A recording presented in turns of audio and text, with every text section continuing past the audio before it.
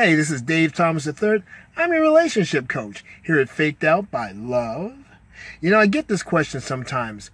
How much time does it take between when a couple starts dating and somebody decides to pop the question? You know, I know that people who have dated for a few weeks and got married or proposed to each other and got married. And I know people have dated 10 years or more before somebody finally decided to get down on a knee and propose the whole longevity thing together, and the point where we're cohabitating as man and wife and picking up each other's dirty underwear off the floor and reversing the direction that the toilet roll flows from, because the particular direction it flows from at a given time might irritate us. So I understand all that, but there is no definitive time. However, there are certain definitive items on your checkoff list that you should notate that will determine whether or not you're ready to make that next huge life-altering step. And it comes down to truth, honesty, and the quality of the time that you spend together, and not the length of the time that you spend together. Fundamentally speaking, if two people are very honest with each other,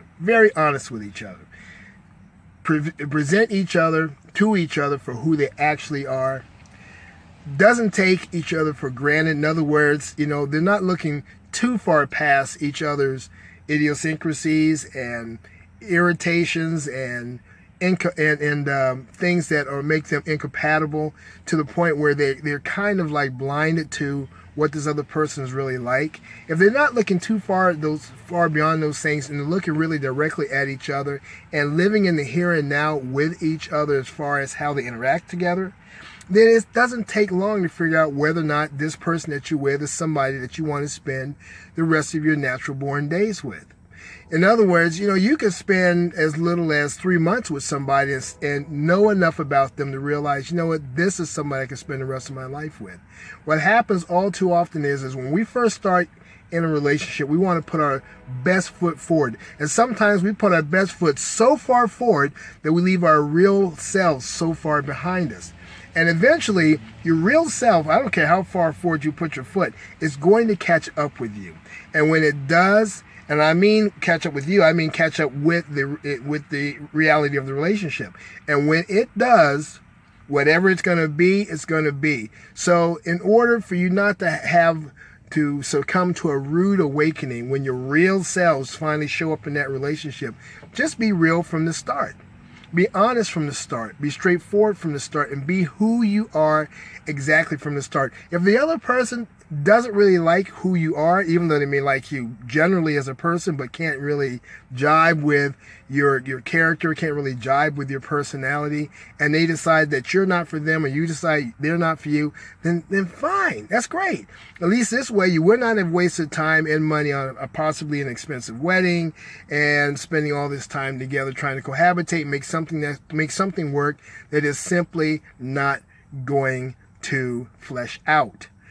This is why it's important that from the very start of the relationship, you tell the other person, two people tell each other exactly what they're looking for in a relationship. After all, this is somebody that you're talking about possibly spending your whole life with. Wouldn't you want to know up front if this person wants to have kids or not? Wouldn't you want to know up front if this person is going to continue in a particular occupation or trade that you may not feel comfortable with? Wouldn't you like to know these things at the very beginning so that you're both not wasting each other's time? You see, these are very critical factors that go into the true longevity of a relationship. Understanding where the other person is in relation to you, interactionally speaking. So there is no specific time. I met somebody at the jewelry store one time when I was buying jewelry for a young lady I was dating, and we were talking, and she said, I met my husband, number one, when I was 18 years old. For a lot of people, and then this goes back, and they've been married 35 years by the time I met her. But even back in her teenage days, a lot of people then did not like teenage weddings. And she said she was 18 years old, and she had only known her husband, who she was married to for 35 years when I met her. They had only dated for 3 months before they got married. And they're still together, going strong. And I asked her, I said, how is everything going? She said, well, we've had our ups and downs, but the relationship has been great. I wouldn't trade my husband for anything. See, that's the kind of thing you're looking for. But then again, I've met people who dated 3, 4, 5, 6, 10 years and get married and don't last a year. So the key is, again, be truthful with each other at all times. Be truthful with each other and learn, and by through that, trust that the other person is showing you who they really are, and then add quality to that relationship by being genuine, by being caring, by being kind, and being thoughtful when you're with the other person, and not just for the sake of just getting along, but truthfully and genuinely a thoughtful, loving, and caring person.